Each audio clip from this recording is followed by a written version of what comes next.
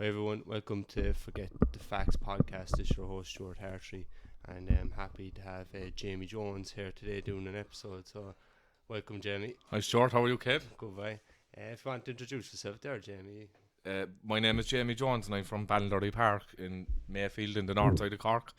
I don't live there now for many years, but that's where I grew up and it was my own hunting ground. Yeah. So I suppose, Jamie, everyone I asked there at the start was there a time or a person or an event that kind of changed their outlook on society and changed their life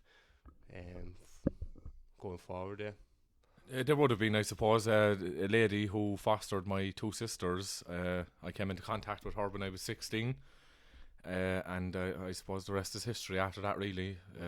Her name is Mary O'Regan, and she'd be well respected from her own community. She doesn't just foster children, she does a lot for her own community, and she was my guiding force, really. Yeah, and what was that kind of change? Was that person in your life? What was the key difference before you kind of met her? I suppose consistency. Prior to that, I wouldn't have having consistency in my life with different adults and services that were involved in my life, but I would have having consistency through her. Yeah. Why would you have been kind of mad growing up, is it? Or? I was wild, yeah. I grew up in Ballindurry Park, as I said. I love the people there. I love the north side. The north side is my home, even though I don't live there for many years now, but I'll never forget my roots. I grew up in the council estate. And there was a lot of issues at home, but I never had the pity pot over the issues that went on at home because they were spread throughout the community up there, Yeah, and I think my time spent up the north side, I always see there's a great community up there, and something that kind of differs to the south side, and you rally around each other big time, kind of. Well, what do they say, Yeah, the south side heads might come up and start an argument with the Norries, or the Norries might do it with the south side head, but the Norries can fight with the Norries, but just that. Yeah. There wasn't much money there wasn't much job opportunities, people done the best they could with what they had, but there was a great sense of community and there was no issue. You could go across the road on a Sunday, if you smelt a fry and you'd knock at the door and you'd say, can I have some of that, Great, yeah. And just when you were talking about your foster mother, that key element of consistency, was that consistency that maybe as a young person you kind of rebelled and that person stayed with you, is it? And never went away? I wouldn't say rebelled. I wouldn't say rebelled. She was just different. I knew she was different. I suppose me and my brother should have been taken into care a lot sooner than things transpired, but they decided not to. And we were left in the family home, and my sisters were removed from the home much younger than what we were, and you can see the difference in me and him today compared to my sisters. There's a huge difference between the two of us. And what's that kind of difference, is it? They're just, I don't know, I suppose childhood trauma now is the new thing that people are discussing, and it's not a new thing, it's not a new thing, but you know what I mean. Yeah. It's in the media, and they recognise it so I suppose me and my brother would have been exposed to more of that than my sisters to a certain extent. Now they have been affected by it also, obviously going into care at a young age and all that, but I'll never forget the day that the social workers came and took them into care, and we were standing there, and it's an image that will never leave my mind. Yeah. And I suppose that it is still an ongoing issue, because sometimes one young person is taken over a family unit by TUSLA, and the other kids are left there. And with my own experience in supporting young people taken into care, they see themselves as the issue when they're taken away from the family, like they done something wrong, and we still have that today. So it's still an ongoing thing that needs to be kind of highlighted, isn't it?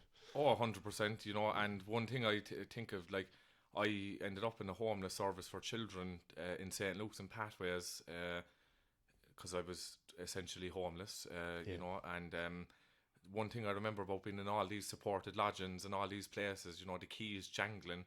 Every time I hear keys jangling now, I just think it brings me back to the care system and all that kind of stuff, and I suppose I have empathy for prisoners when prisoners go to prison, because they're listening to clanks of keys all day long, and I suppose inadvertently is probably re-traumatizing them from their own childhood, from care facilities that they may have been in, you know. Yeah, and I suppose the key difference I can see there is though when you're a very young person, um, you haven't done nothing wrong.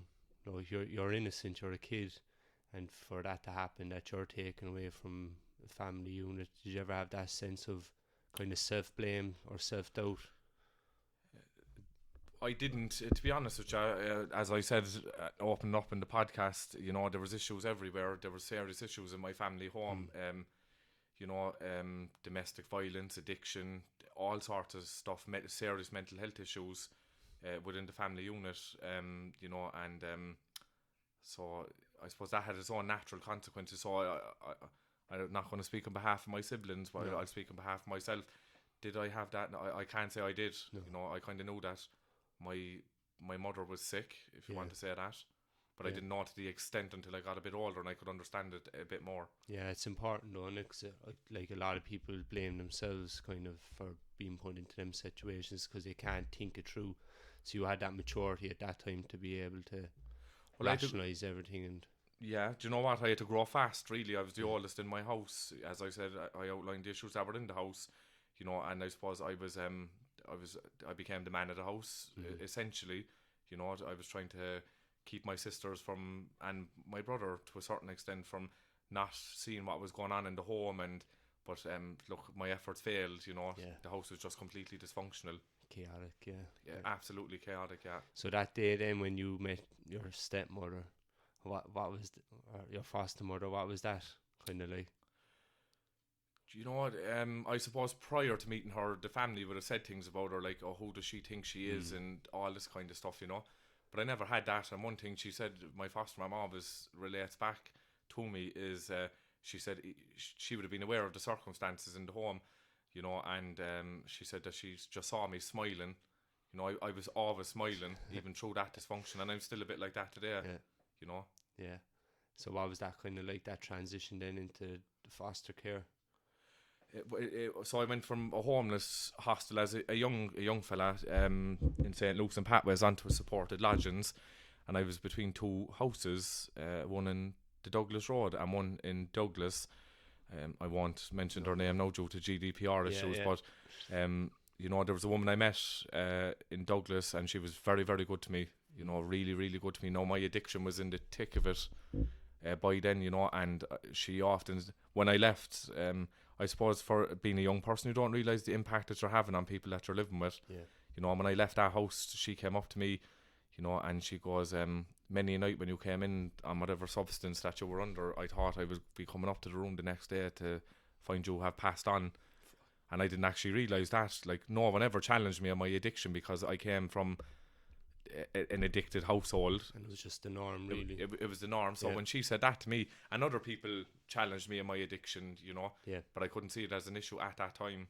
But like when I went into, just for the context of it, you know, when I went into that residential unit, just imagine being 16, you know, coming from a traumatized home, put into a place like this, no family contact, you know, you have to become a man overnight. Well, I was already a man prior to that, over trying to look out for my siblings, but you were on your own. Yeah. You know, the loneliness, you know, that I felt at that time, and for many years to come after it, you know, you couldn't explain, you couldn't read it in a book. No. You know, and it gives me, I suppose, that skill of empathy when I'm working with people myself, that I haven't learned this out of a book, I've lived this. Lived it, yeah.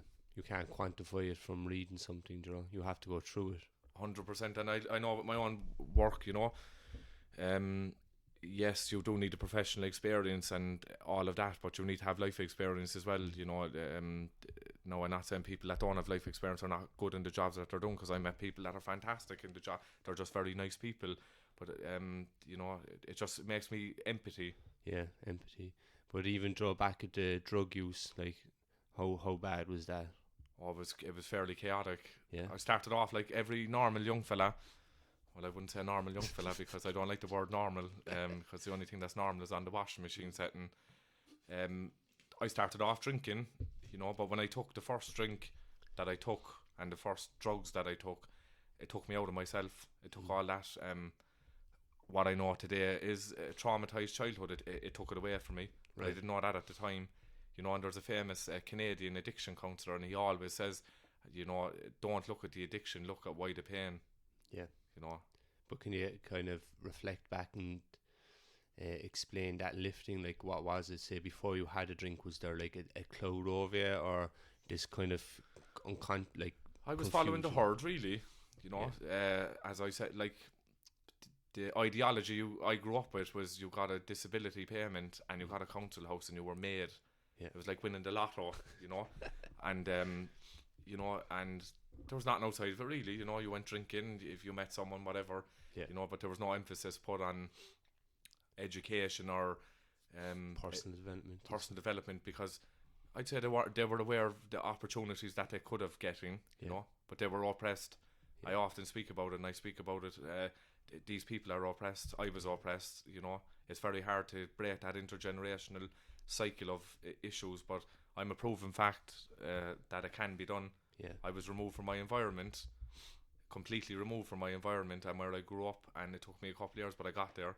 So it is a proven fact when people are taken away from their environment and the right structures put in place that they actually can make something of their lives, you know. 100%. And I think it's always good to say too, when we speak about environment, we don't generalise the whole of the north side. Like, there's fantastic people up the north side too, and a lot of professionals living up the north side as well. So, and I love them. Yeah, they're great people. Like, yeah, they're not like, you know, I don't know my bias because I'm an Ori, like, you know, and I'm friends with a fella from West Cork, and he mocks the way I talk all the time because they say up in the north side you have your own language. Yeah. But I do miss living in the north side. I miss my own people, you know what I mean? There's nothing wrong with the south side or anything like that, but I do miss where you grew up, like, you know. Yeah, but I think it's a difference in people though, really, because what I found up the north side is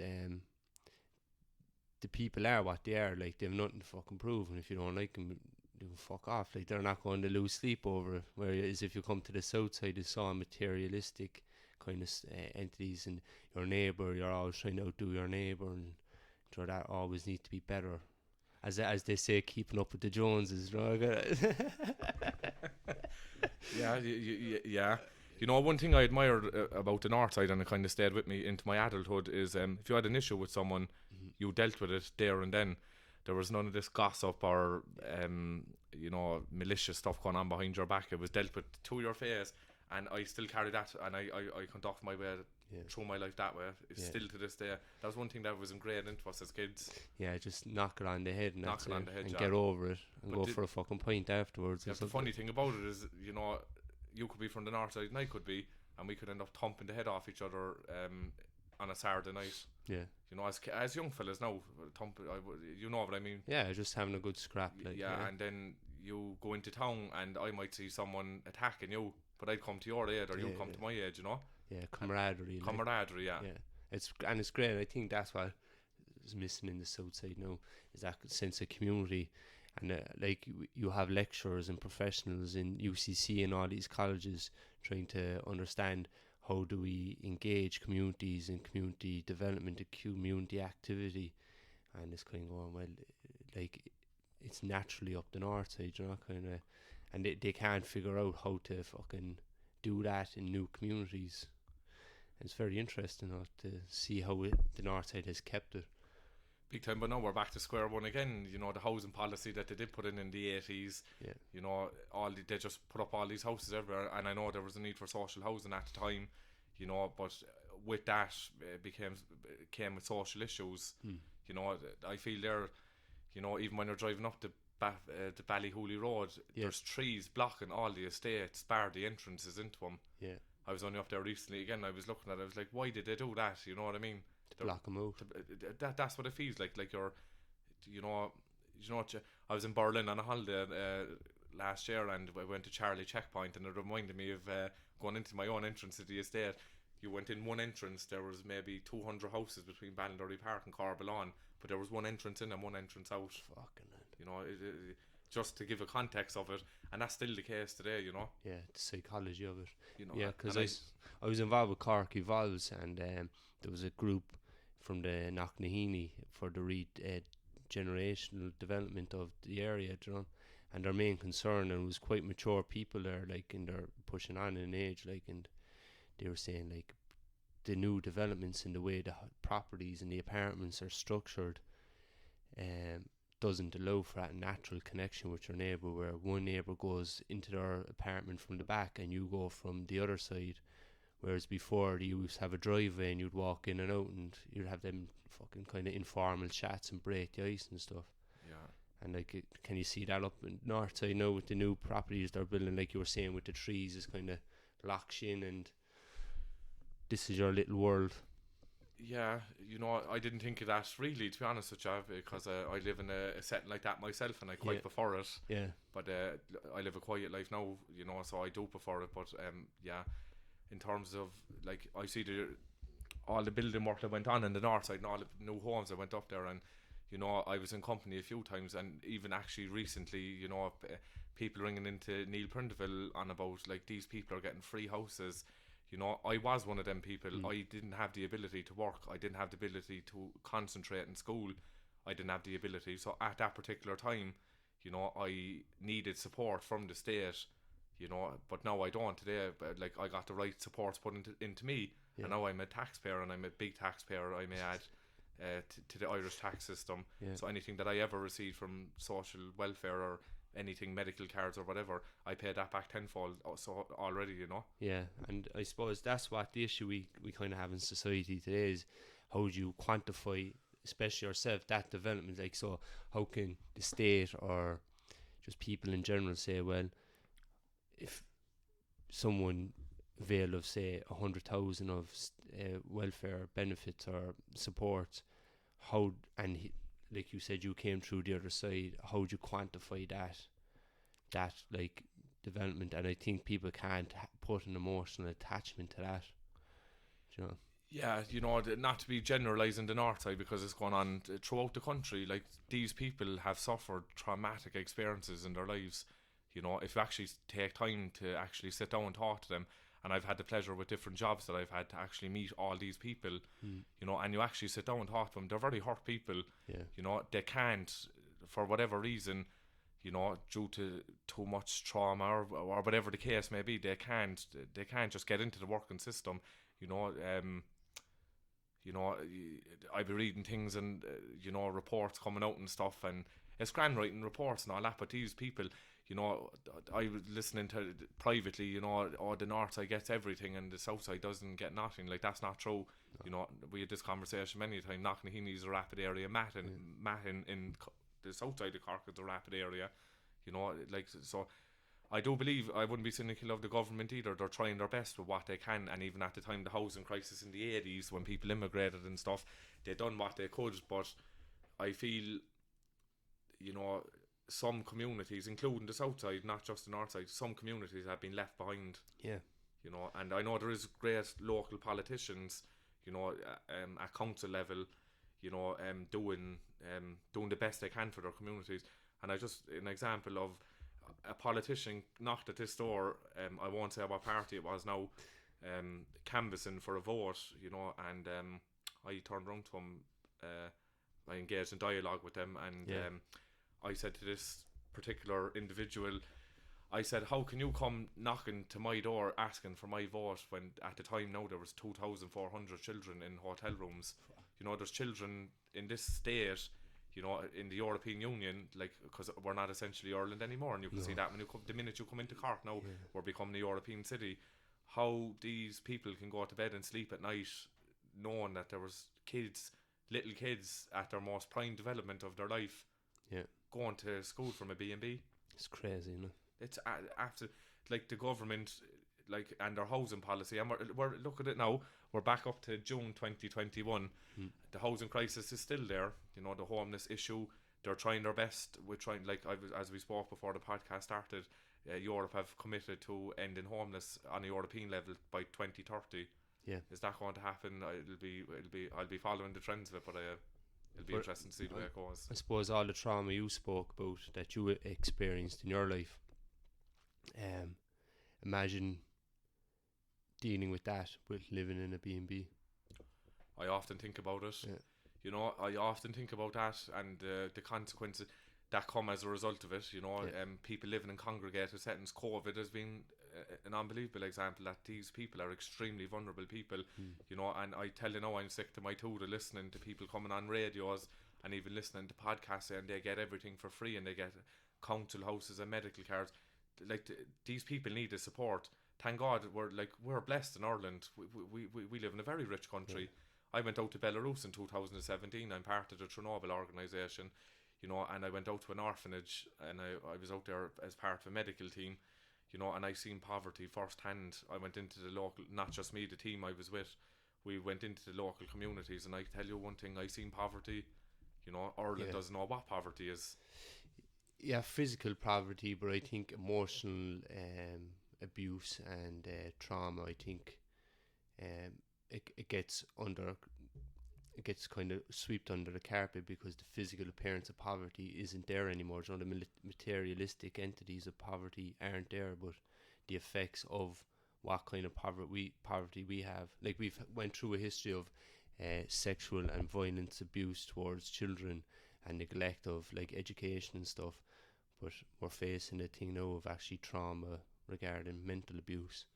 And how do you quantify mental abuse? Like, you can quantify being broken bones and not availing of education, but when it comes to mental abuse and mental trauma due to failures of the state and state policy, it's quite hard to quantify that, even going forward for accountability. 100%, you know, and I was listening to a lady doing a lecture, an American woman doing a lecture on trauma-informed care, and she said that we're in a pandemic now, we're in a global pandemic, but she said we're in a global pandemic of traumatized people, traumatized children, teenagers, adults. You know, it's there, it's everywhere. You know, COVID has exacerbated people's trauma, you know, and their own life experience. You know, the COVID is having a very negative effect on individuals, even people that came from middle class society and upper class. Like, you know, mental health services were at breaking point in this country pre-COVID. Now post-COVID, when we do eventually get to the end of it, like, what's going to be there for these people? Nothing. You know, and the people who are meant to support them are probably mentally damaged as well. 100%. And I have known personal people since COVID have started that have taken their own lives. Jeez. Was COVID in influencer in that decision? I don't know. I couldn't tell you, but did it impact their lives? Of course it did, you know. And you can't quantify it, or you can't put it down as this, you know. You can't analyse what it is, you know. But one thing I admire about Western culture, you know, the family unit comes before state, you know, and I know the government can't get it right in everything and policies and procedures, but they are trying, like, they genuinely are trying.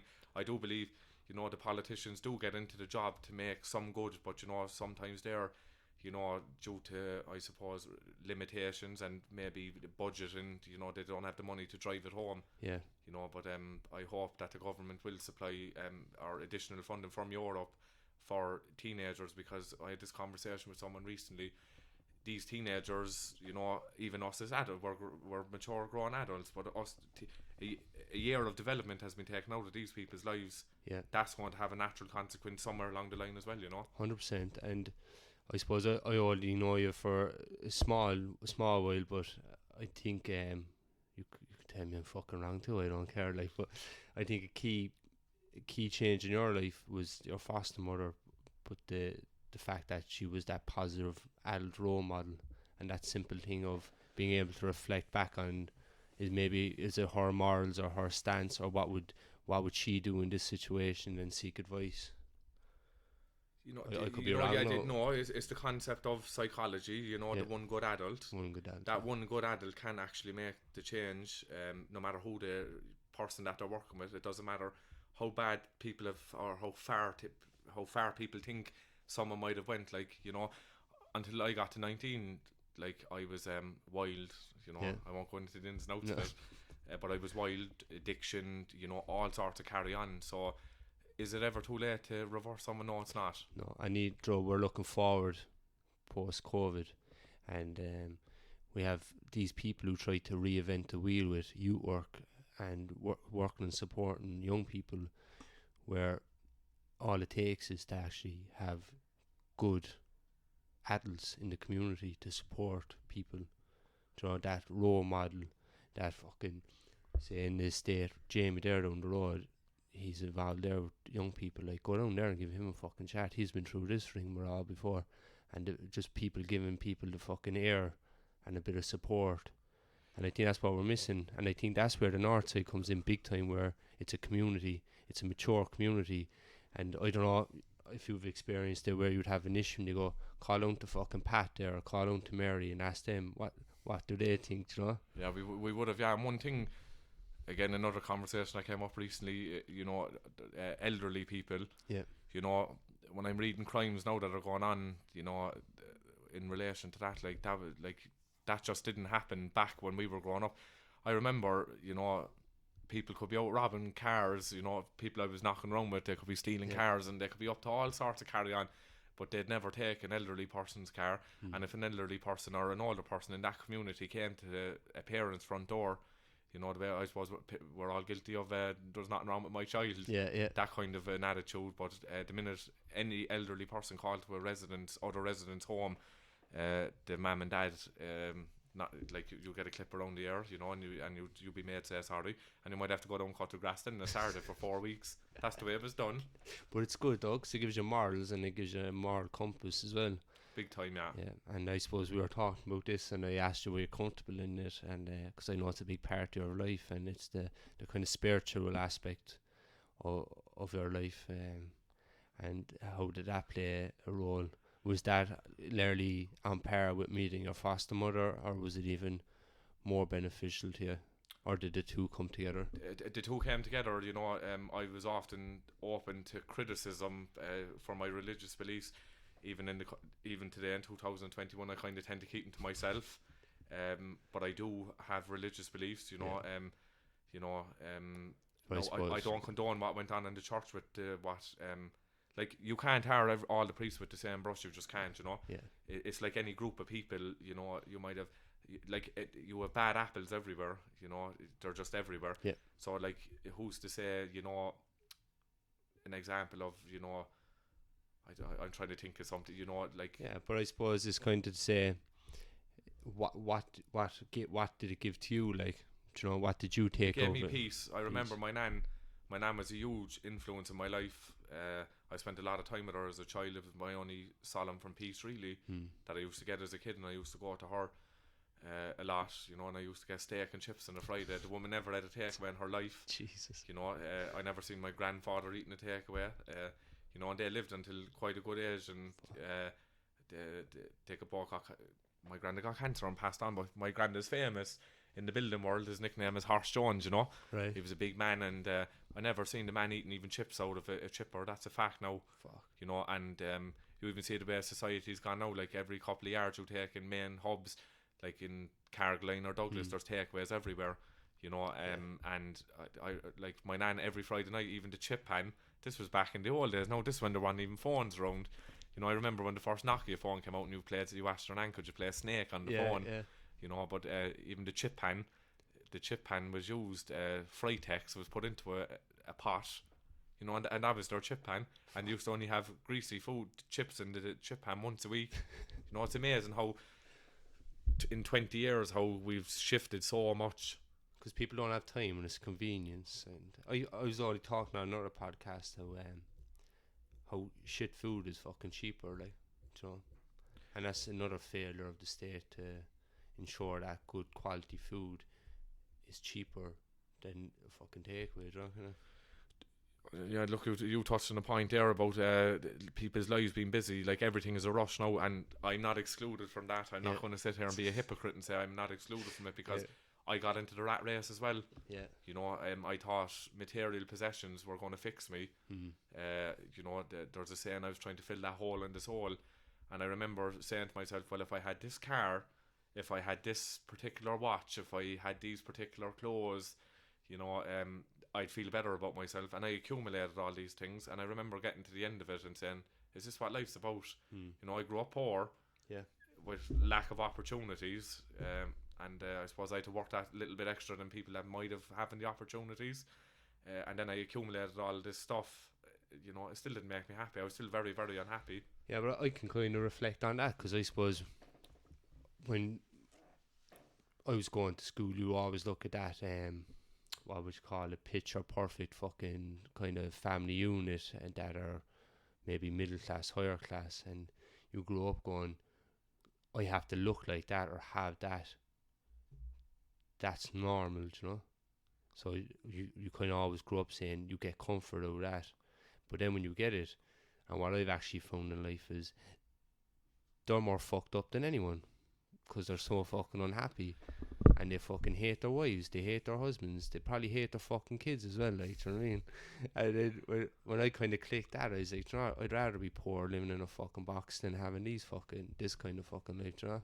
So when I got to that point myself, you know, as I said, I thought all these holidays, you know, I done a good bit of travelling, and I was even away before the airports closed down for COVID, and I remember being on holidays, you know, and you know, we were staying in a 5-star hotel, and I remember sitting down in the lobby looking at people like false pretenses, and I was sitting there and I said I became one of these people, and I kind of lost my way a small bit.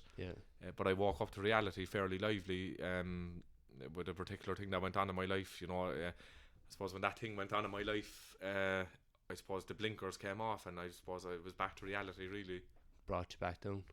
100%, yeah. You know, we all get lost along the way sometimes. You know, we all do throughout our life, and I'd imagine I'd get lost somewhere along the way again. But, you know, it's about having the good support, your friends. You know, I thought if you had 100 friends and you were popular, you know, then it's not. But it's actually not now that I'm heading for the 30 club fairly soon. My friends, I'd say I could count on one hand, and I wouldn't even get to my thumb. Who I could truly pick up the phone and say, you know, I ended up homeless, I lost my job, I have no money, could I move in with you for a while? And they'd say, from a fella that knew an awful lot of people, and I do know an awful lot of people. You know, it's crazy, really. But that happened to myself as well a few years ago, and that's it's a fucking dark kind of hole too. You kind of sink into your own fuck, because sometimes you get played the fool where, well, I was the kind of person anyway who, if someone rang me and said, look, fuck, this happened, I'd fucking put a fella down straight away. I couldn't give a fuck about it, you know. And then when you kind of realise, well, this fucking cunt wouldn't even answer the phone to you if you needed him, it's a fucking hard pill to fucking swallow, isn't it? 100%. You know, it is. It is. But again, I don't know, are people aware of the way the life is after evolving? You know, the rat race, as I call it. We're back in the rat race. The Celtic Tiger is alive and well.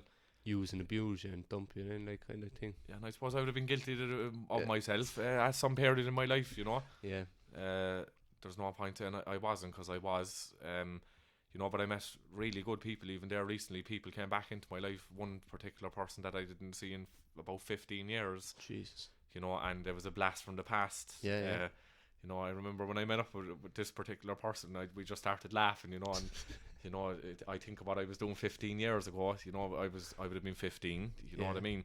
To think of what I'm doing now and how life changes so much, you know, and life experience shapes people as well.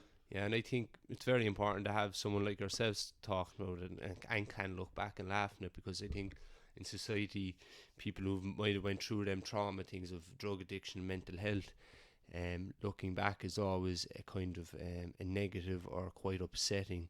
And personally, I always feel, has that person truly went through the process of developing out of that and actually coming to full circle? Whereas if you can kind of look back and say, them days of fucking having, that was good crack, but look, I'm here now, and thank fuck I can look back on it, but like not kind of just seeing it as an end all. Yeah, I kind of semi-agree with that. I wouldn't fully agree with it, because if you have addiction, like, I suppose reactionary drug use and alcohol use is different to an addiction. You know, and I found that out the hard way. Because I believe I have an addiction. I have an addictive personality.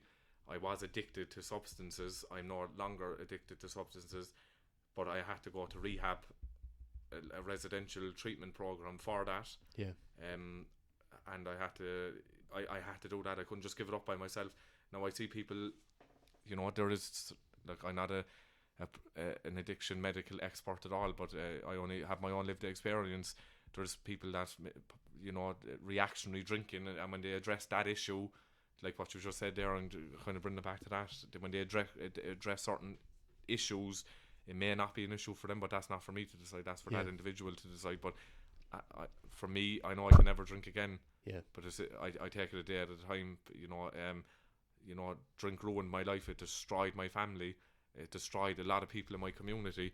And I look around with the boys that I even hung around with back in the day. A lot of them some of them took their lives. Some of them ended up in prison. It's all drink and drug related. Yeah. Well, I wouldn't know the exact figure of it, but I'd say 99% of it was drug and drink related. Yeah. So it's a big issue. Throughout the city, like I was, where up there, you would have never heard of anyone being on heroin. It was just like if you heard someone was taking heroin, you'd nearly walk across the road in case you thought you were going to get infected. But and now it's a very open thing in the community, and what that indicates, or what that's telling us as a community as a whole, is that this is how traumatized people have gotten to. That this trauma actually has deeply affected them, and they're like, that's why they're ingesting these kind of substances, myself included, but I didn't know it at the time. Yeah. But I had to separate my issues as well. My childhood and my alcoholism, they were two separate things. Yeah. And I got the two of them mixed up, intertwined with each other, but they're two separate issues. And when I done that, addressed that issue, and then I suppose I addressed my drinking issue, and I'm sober now a couple of years, and I love it, and I wouldn't turn back. I wouldn't take a drink. If you put £1 million on this table, I wouldn't take a drink again. Yeah, but can you look back and kind of laugh on times you had on the drink, or is it totally at the start? But then it was chaos. Yeah, absolute chaos. Drinking every day, taking substances every day, blacking out for days on end. It was crazy stuff, really. You know, like blackouts are dangerous. Like, there's an old saying, like, where was I in a blackout? Was I in mass or was I in shopping? 3 days you can't remember from your life. And why were you chasing that sort of that blackout numbness and kill the brain of thinking? Is it a silence? Silence, yeah. Like euthanasia, to a certain degree, and heroin does that to users. It brings you to euphoria. Well, so they say, but it actually doesn't. You're completely numb from it. Numb, yeah. And anyone that I know that had a serious heroin addiction, my brother included in that, they're completely numbed out from life. Yeah. It's sad, really. It's an escape. It is, and I pity people like with it when I see them in town. Drinkers. The old boys that have been on the streets for years. They're like monuments now in Cork. I feel sorry for them because they obviously, there's a thing I say all the time. Even outside of work, kids are brought into this world pure. The environment and society will shape an individual. Even when you pick up the papers and you read horrific things after being done. Now, it's not justification for people's behaviours or what they do, but I truly believe something in their life, it went wrong, and it went badly wrong, and it affected these people that they ended up doing the things that they done, I totally agree, and I think it... Sorry, no, I'm taking a puff of the flag. But I totally agree with that statement, and I think when you hear people then dismissing or alienating members of society due to maybe their addiction or criminal activity they've done, you're kind of going, it's society has failed them. So we all fail them. Do you know, kind of... Well, you know, if they say it takes a village to rear a child. Yeah. And it does, and like I would have come up against my own struggles over the family that I came from. The minute they hear my second name is Jones, they like automatically think of different things that went on in my family, So I still to this day I'm tired with that brush, and even recently, what went on with my mum. Yeah. I was tired with that brush. I remember I was somewhere, I won't say where, I won't give the location, and I was going in to get a roll in the shop, and I was minding my own business, and someone spat, and I was telling you that someone spat at my shoes. As I walked into the shop. Now, I didn't do, like, as a result of what my mum done, myself and my sisters suffered for it, and my brother. Yeah. I think of it, when I got that news, I was in work, I got a phone call to say my uncle had died, and I said, right, I was kind of a bit starstruck by it, really. So I went up and whatever, and then as the days went on, I cocked the superintendent over my shoulder, arriving to the house now, and I knew something serious was after happening. Some form of foul play was after occurring, and you know what transpired then. You know, my mother now is in custody, awaiting a trial for murdering her brother. You know, and it's sad, really. And as I said at the start of the podcast, maybe if issues were dealt with years previous to that, it maybe wouldn't have led to this, but it did, and here we are now, you know. And I seen a family unit torn apart, you know, and you know, thank God the generation after them, like the cousins and stuff, we're not like that, you know. You can kind of see that the generation is a bit softer and not caught up with that kind of side of things. Yeah, and it's no one's fault, like, and as we say, society as a whole is something to hold it. So like when people are becoming judgmental of that, it's quite easy to wash our hands and say, well, my family is okay. And we just spoke about it now too, about kids in B&Bs, and it's great speaking about it, but as a community of a whole, we actually have a duty to be the voices of the people who don't have who are not empowered to use their voice, you know. 100%, you know. And again, it goes back to oppression, Yeah. lack of education. You know, education is power. You know, I pride myself on, I'm a self-educated man. Yeah. I can have conversations with people who have PhDs. You know, that doesn't impress me. People's status in society doesn't impress me. No. You know, it doesn't. It would have at one time when I started off my own professional journey, the fella who drove the biggest car with the biggest watch, I wanted them to be my mentor. You know, but as I suppose progressed professionally and in my private life, you know, them kind of things didn't impress me at all. No, it's your morals and your and good deeds. You see people doing really, really good things. Yeah. You know, like you see people in town bringing homeless people in for something to eat. Like, that makes my belly jiggle, you know. that there's humanity. They're like Irish people, especially Corkonians. I love being from Cork. Yeah. You know, especially from the north side of Cork. I pride myself in it. You know, and to see that generosity of people throughout Cork, not just in the north side, you know, it's fantastic, really. Yeah. Irish people are very, very considerate, but you know, again, everyone's in the rat race now. You know, the cost of living has gone so high that if you decide to have a family, mum and dad have to work, I suppose, to meet the needs of that child. You know, therefore it's taken away from that child. You know, the Russian philosophy, you know, the grandparents rear the children, you know, and it gives the parents, they can go to work to make money for the family. And you know, and I suppose we're kind of the same here, really, but the cost of living is just too high. Yeah, it's crazy. And then you have people that do come from these, you know, poor socio-economic background. I even hate that word. You know, it's a posh word to see, like, you know, I challenge professionals that are working in these areas to go up and rent a house for a month and get stuck into the community day and night, and then you get a sense of what these areas are about. Yeah, because they're not deprived. I don't think they're deprived. They don't have the entities or the values that are kind of wanted or that are accepted mainstream, that kind of way. Where if you went up to the north side, they would have more values and more greater community spirit and stuff that you will never find anywhere else. But it just doesn't feed into the social norm that is needed. I often speak about the expectations of societal norms. I never done it. Yeah, and social contract. Like, we live in a social contract that none of us actually signed up to, and you have to conform to the social contract in order to get a job, go to education, and behave and progress into third level. And if you tick all these boxes, then you actually might get a mortgage that you're in debt for the rest of your life, and you'll probably end up dead paying for the house, and then your kids get it anyway, you know. Yeah, and you're just a good boy, like, Joe. Well done. Yeah, so, you know, like, I got nothing handed to me, absolutely nothing handed to me at all, until I met my foster mother. You know, she gave me a stable environment, and she didn't never judge me for anything, never asked me questions about my past or anything like that. You know, but I got nothing for no one, and I worked my socks off to get where I am. And you see, you know, one or two people have tried to pull the rug from underneath me as a result of you know, coming from the hood. That's the expression I use, coming from the hood.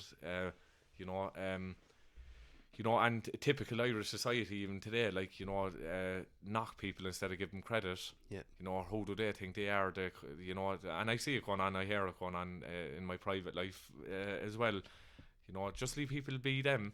Be them, yeah. Be them, you know, forget about the societal norms. You know, Friedrich Nietzsche, Yeah. the philosopher, speaks about individualism of the herd. You know, like herd.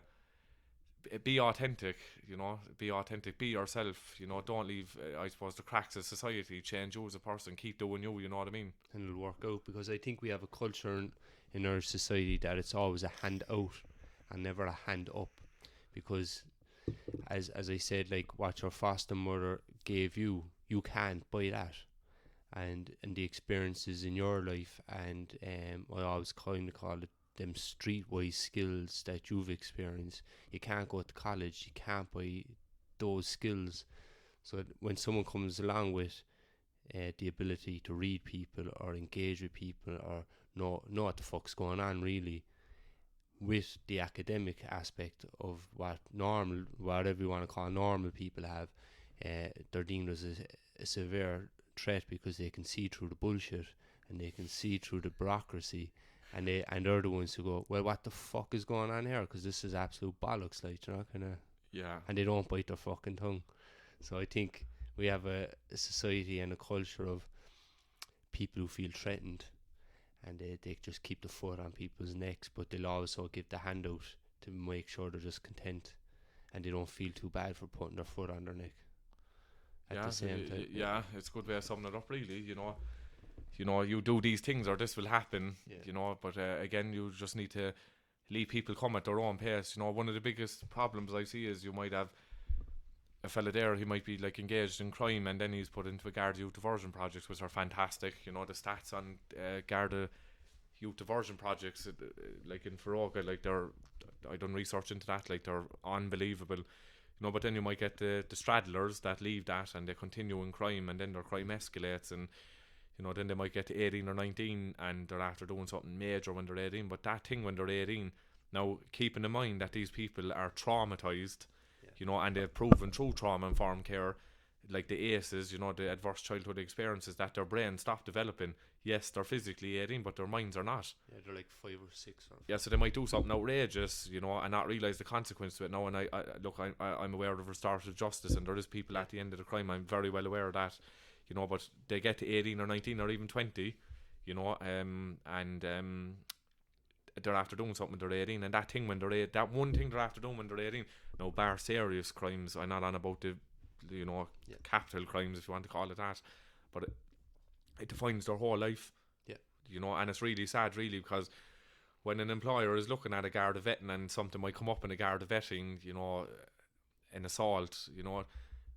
No, I'm not justifying assault, because like non-violence should be the way all the way, but you need to take into context what happened that particular night, you know, and then these people, you know, they're sanctioned, and it gives a bad impression of, say, no, you went for a Garda vetting and you had a criminal record when you were 18 for getting into a small mini little scrap with a fella in town, you know, but that, if I was an employer reading that, you'd say not a hope, because it paints a picture, you know, and it's still going on in society today, and I don't care what people say. When something comes up in a Garda vetting like that, you know, and I know people need to be Garda vetted to protect vulnerable people, but you know, there's a big shift needs to be made in that. Yeah, just being not judgmental, because you raise a good point that if someone has stopped developing mentally due to trauma, maybe neglect, abuse, emotional abuse, crime has been committed to them as well that has maybe never been brought to justice. So that person's actually a victim as well. I think that's where that missing key is, where this person is a victim of crime, which has led to their emotional development to stop.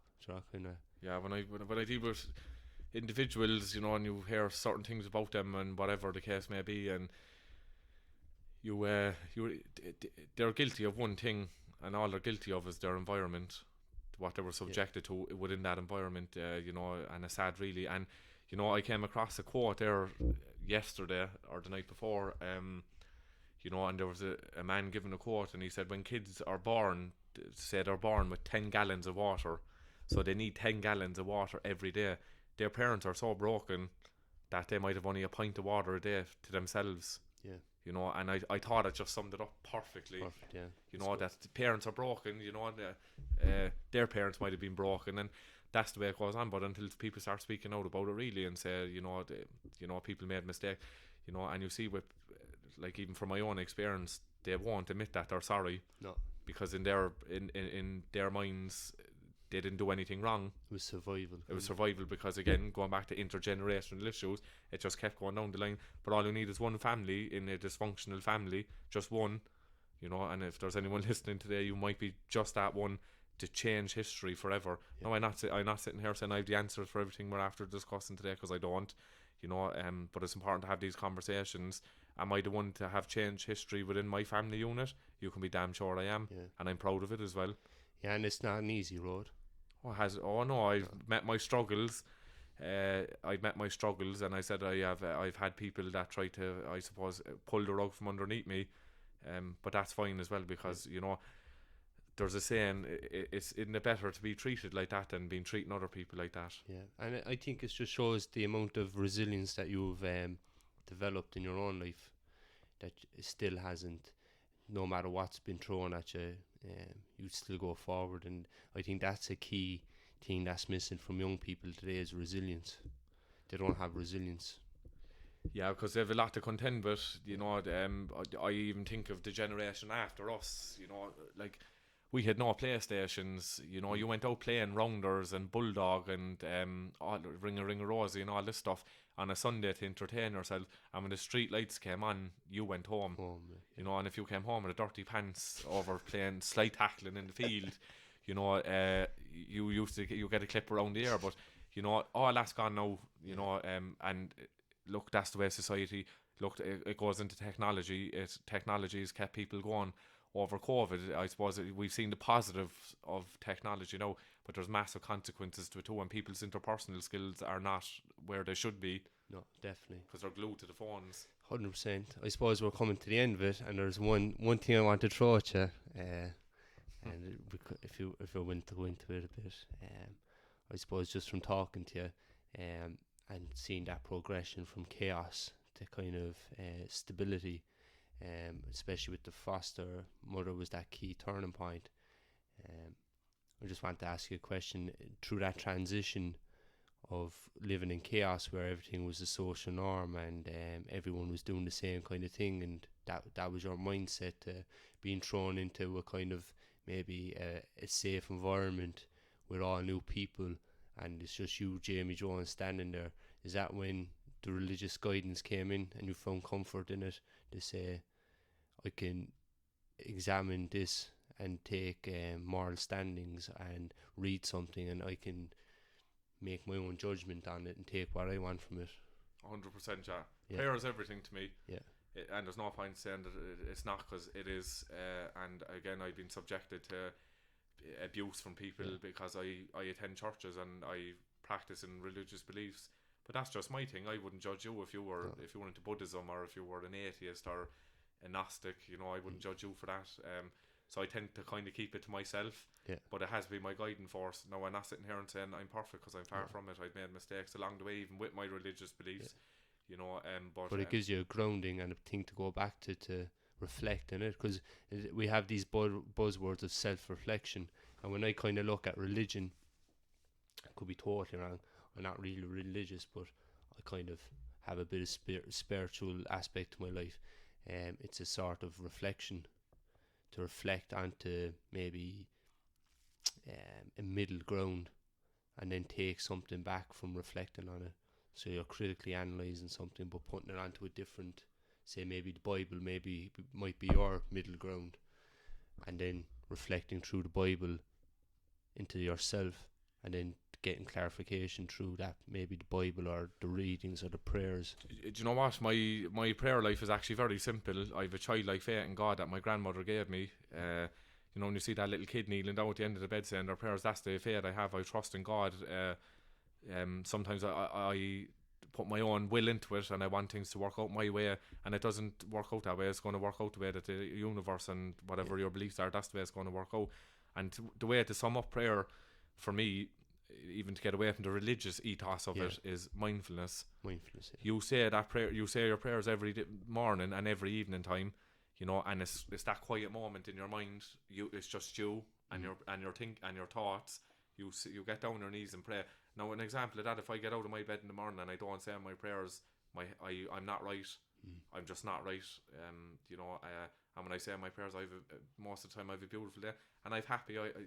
People say to me all the time, "How are you this happy all the time?" And I'm not happy all the time now, because that's just humanly impossible. Yeah. But the majority of it is because I've God on my side. Yeah. But it levels you, is it? Oh, 100 stops the brain from racing. And like God, the abbreviation is good orderly direction. Yeah. And again, I'm not. I wouldn't be. There's a saying, what I do to navigate my way around life. There's a saying, there's a spanner in the box for every nut. 100%. Yeah. Because what I've seen, and I suppose, as you spoke to on it before, that you were on your own, and I think individuals who are placed in that thing, oh fuck it, right, it's me here now, having that ability to spiritually connect with something relieves that onus, or gives comfort as well. 100%. There's an old saying, I didn't come up with all these quotes now. Everything you've heard me regurgitate back to you today has been learned information, because I'm not that authentic. But there's a saying, it's a famous saying, like, religion is for people who are afraid to go to hell, and spirituality is for people who have been in hell and they don't want to go back. Yeah, and I think that's the key difference, and I think that's what needs to change in society, is when people find out maybe your spiritual, they take it as religious, where they're kind of maybe two different contexts. Completely two different contexts. And you know what? I don't even engage in conversation around it anymore. Yeah. Because, the minute someone hears that you pray or you go to a church, the first thing they mention is the paedophilia that went on in the church. Yeah. Not every priest done that. No. And a personal friend of mine is a priest in my private life, and I seen the abuse that he was subjected to, even out in public, when he wears the collar, and that's not fair either. No, and I think, as you touched on it, spirituality is for people with hell, and I know you didn't touch on it, but I think people, I kind of mentioned it in the podcast as well, who've broken that kind of social contract, who lived in chaos, maybe who've witnessed severe violence, maybe inflicted severe violence, or just seen that dark side of fucking humanity. I think you cross a fucking line that you're never going to come back to, no matter who the fuck you go to or what you take. It changes you forever, and you're never coming back to a social kind of norm kind of thing. And I think with that spirituality, I think when you go to cross that line and into darkness of maybe extreme violence, or witnessing extreme violence, I think that spirituality thing happens automatically. Oh, big time. There's a famous saying from Saint Augustine, the dark night of the soul. Just to hear the velocity of that now, the dark night of the soul. We're all going to get there, whether you're atheist, a Gnostic, a Catholic, a Protestant. We're all going to get there eventually. Money is not going to get us out of it. Material things are not going to get us out of it. Our loved ones are not going to get us out of it. They'll be our loved ones will be a great support in it. But we're all going to reach that point, a jumping off point, where you get at some stage in your life, and say, what is this about? Yeah. Like, what the hell are we living in? Like, what's the purpose of our life? To go and get a job, to pay for a house that you're going to end up probably half dead paying for anyway, getting a new car every 2 years. If that was life, like, why would we even want to be around? Yeah, there's something greater out there. Because even you go back into Celtic fucking culture and the Celts and all that, it was all like the Vikings. You go back to them, the gruesome fuckers, like vicious. Like, it was all spiritual, all to the gods, So like, and I think society oppresses that aspect of that human being. Like, but we're just missing it. Society is missing spirituality. And again, I'm not emphasizing being a Catholic or being a Protestant or anything. We're missing that as a society, and then you have I was often in mass, and you'll see the Sunday goers, and they're the best of clobber and all of that, and you see them going in and they talk about. I heard it, I seen it. They talk about people and passing them. Then you might have a fella going in with an all string in his pants, and the clothes might be a bit dirty, and you'll see him putting €50 into charity boxes, and You know, when I started seeing all that kind of stuff, you wake up to it. You do, yeah. Because these people are happy. Yeah. You know. So I think that's a nice way to end off. And I always ask Jamie too, someone when we do a podcast, do they have a positive quote or guidance for people that you live by, maybe in your everyday life? That it could be a quote, it could be a saying that's positive that you'd like to share with people. Keep doing you. Keep doing you. Yeah. No matter what that is, and if it's not accepted in societal norms, keep being you and be every day I get up, be authentic. Yeah, we'll end on that. So thanks, Jamie, Alright, and thanks for everyone for listening too. So if you won't mind listening and sharing, it'd be great. Thanks. Sound.